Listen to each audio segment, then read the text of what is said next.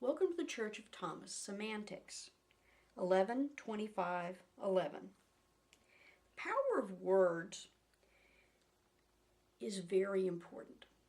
It is something that I've covered before in a sermon, but it's important that the way that we use words represents the truth.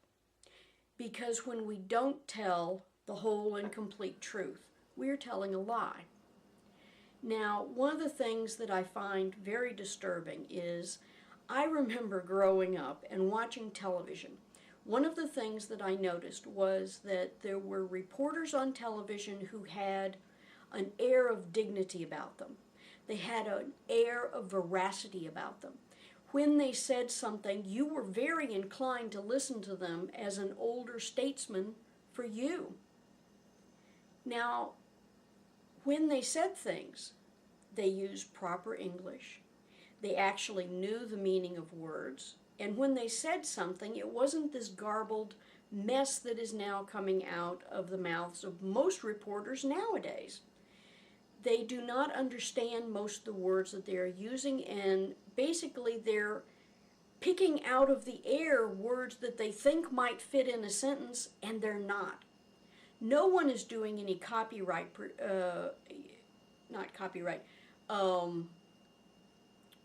editing for spelling anymore. I have read so many websites where basically words are just thrown out there. Nobody knows the definitions of them, and it is degrading the ability of most of the people who are watching and reading these things to understand what's going on.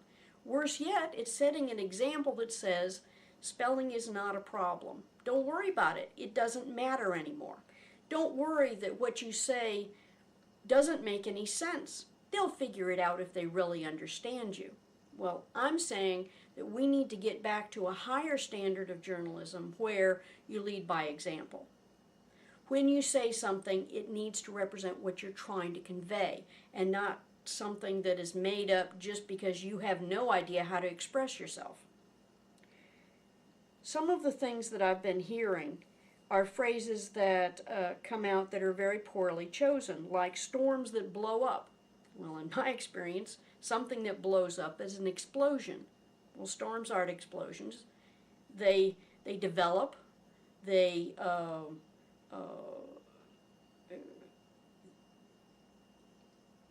don't blow up.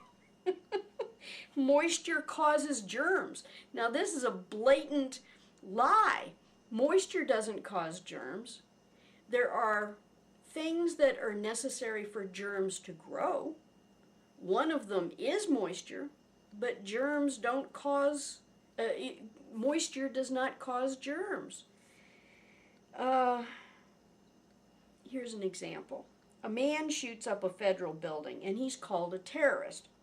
Now, when I grew up, if there was an armed gunman who did something, he was called a criminal.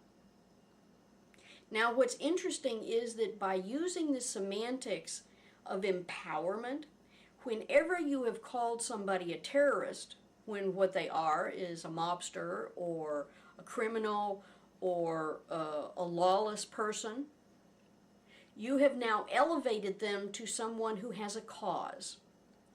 And I think that it is important nowadays to parse our words carefully so that we do not empower those that should be sought after as criminals and not as martyrs. A terrorist in another culture is a martyr. If we call him a criminal, almost all cultures understand what that is, and they can see what you're talking about.